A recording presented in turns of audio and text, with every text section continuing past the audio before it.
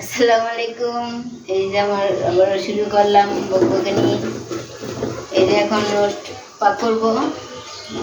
গোসল করে এসে পড়ছি, মুরগিটা ভাজা হয়ে গেছে। এখন মশলার মধ্যে দিব। গোসল করে এসে আগে কাপড়গুলা রোদে দিয়ে আসছি, দিয়ে আসা মুরগিগুলো এসে বাজে এখন ভিডিওটা অন করলাম। এখন সব কিছু দিব।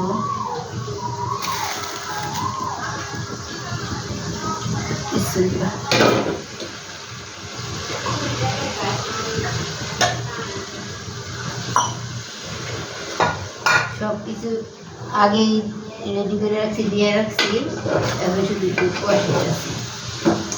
তারপর সবাই খাবো এইগুলা দিয়ে, দুপুরের খাবার।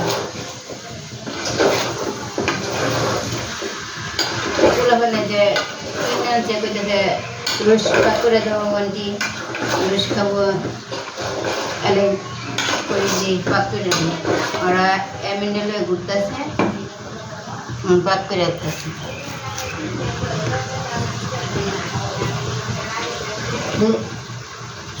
দুধ দিব,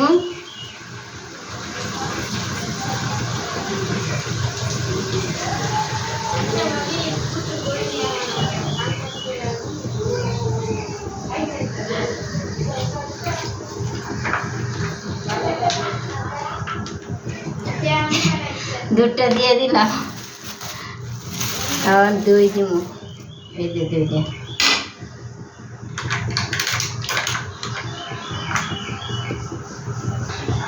রোস্টার সুন্দর এখনই একটা সুন্দর ফ্লেভার বাড়িয়ে পড়ছে, খাইতে আরও অনেক মজা লাগবে।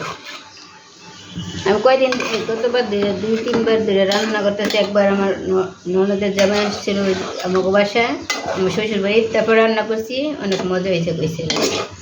ঈদের দিনও রান্না করছিলাম, মজা হয়েছে। আজকে কেমন হয় জানি না, সবাই তো খাইয়ে দেখলো মজা হয়েছে, আজকে কেমন হয় জানি না।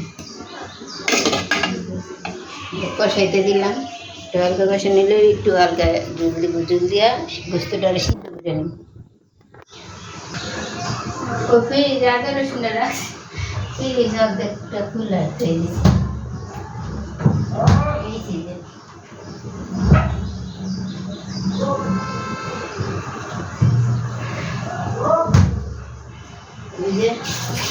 বসাইছি, আমি একটু বাইরের থেকে ঘুরে, গরমও লাগতেছে প্রচুর। থালবাটির কতগুলো নুন রয়েছে, কতগুলো হয়ে গেছে। এদের কাজ করতে গেলে কাছের এটা বানিয়ে গেছে।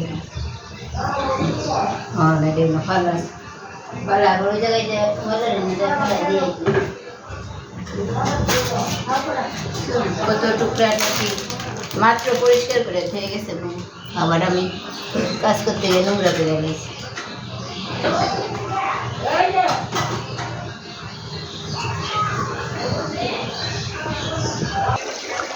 এই যে কষাইতেছি, কষানো হয়ে গেলে থালবাটিগুলো ধুয়ে ফেলাইছি, দেয় নেই।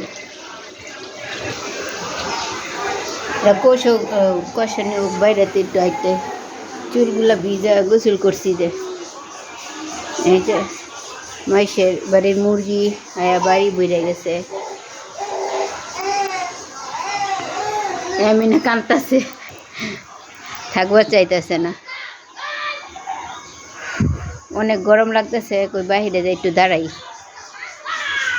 দুলটা একটু টানুক। চুল সাইডে আমি আবার রান্না করতে না। আমি কি করো, ঝাড়ু দিতেছ? এই জামিন, এমনি ঝাড়ু নিয়ে খেলতেছে যে দি আমার রোস্টের কি অবস্থা।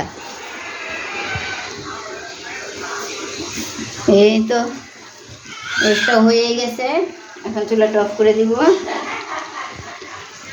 তারপর সবাই মিলে এখন খাবো।